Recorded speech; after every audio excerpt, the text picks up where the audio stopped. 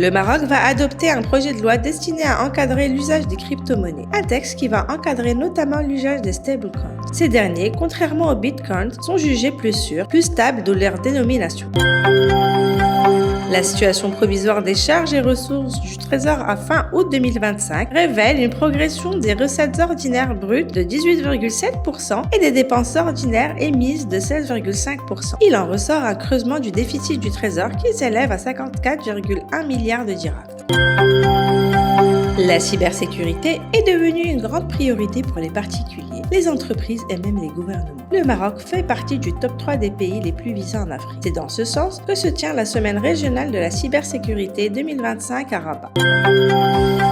Des mouvements de concentration importants sont en train d'avoir lieu dans le secteur de l'enseignement avec la prise de contrôle des établissements éducatifs. Des mouvements qui balisent le terrain devant l'émergence d'un pôle marocain transfrontalier. Le gouvernement Arnouch compte relancer le débat sur la réforme des caisses de retraite avec les partenaires sociaux, à savoir les centrales syndicales les plus représentatives, ainsi que la Confédération générale des entreprises du Maroc.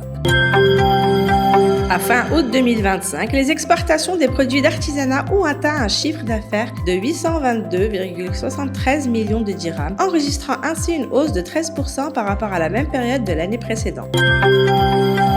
Le gouvernement est résolument engagé pour une mise en œuvre optimale de la réforme des systèmes de la protection sociale dans le cadre d'une vision claire et intégrée en total respect de l'échéancier fixé par Sa Majesté le roi Mohammed VI.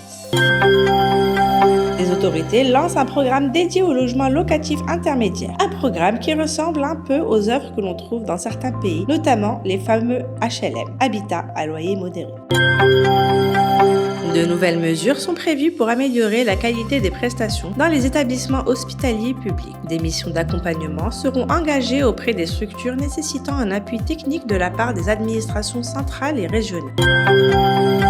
En application des hautes directives de Sa Majesté le roi Mohammed VI, visant à placer le Maroc dans la sphère des pays à fort potentiel en matière d'hydrogène vert, le chef du gouvernement a présidé au cours de cette semaine la réunion du comité de pilotage chargé de l'offre Maroc dans ce secteur. Et plusieurs mesures ont été adoptées dans ce sens. Ne manquez aucun détail. Retrouvez l'intégralité de nos articles sur www.aujourd'hui.ma et sur toutes nos plateformes.